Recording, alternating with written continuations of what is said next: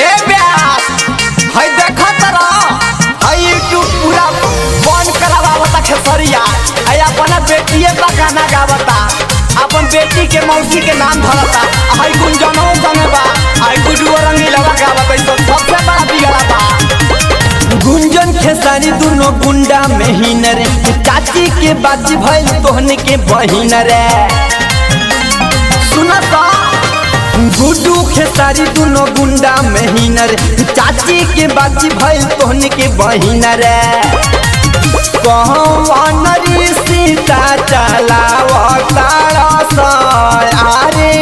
कहवन रे सीता चलावता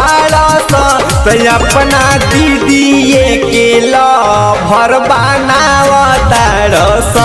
तो अपना बेटिए से शादी रचावता धन है ब्यास देखा गुड्डू रंगीला जामा पहले भाई है खराब खराब गाना गावता हो अरे घर एकरे बगाना गावा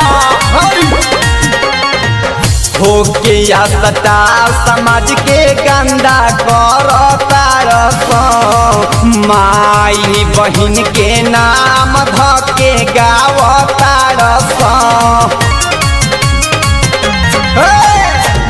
20 लाख दिखा के गुंड तैयार कैले 1200 कहे के हीरो अत्याचार कैले 1200 भोजपुरी के इज्जत डूबावता सुन भोजपुरी के इज्जत डूबावता तो अपना बुचिए के मेहर बनावता तो अपना बुचिए बगाना खूबे गावता गुंजन सिंह अपना चाची के लड़की से प्यार करता इहो गाना गावता भइले रहे ब्यास जिया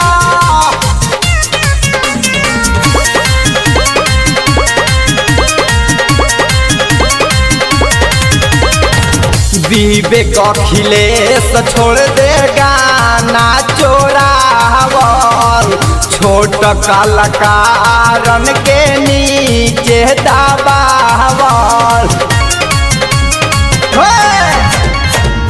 अपने सुधर जो मौका बाटे सुधरे के कुछ ना उखड़बे कश्यप कहतारे मारे के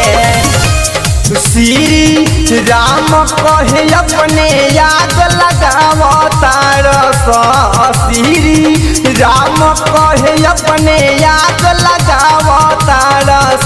तो अपना बहिनी से शादी रचावता तो अपना बेटिए से शादी रचावता सरकार से नम्र निवेदन है कि अश्लील बंद किया जाए और इन लोगों को जेल दिया जाए।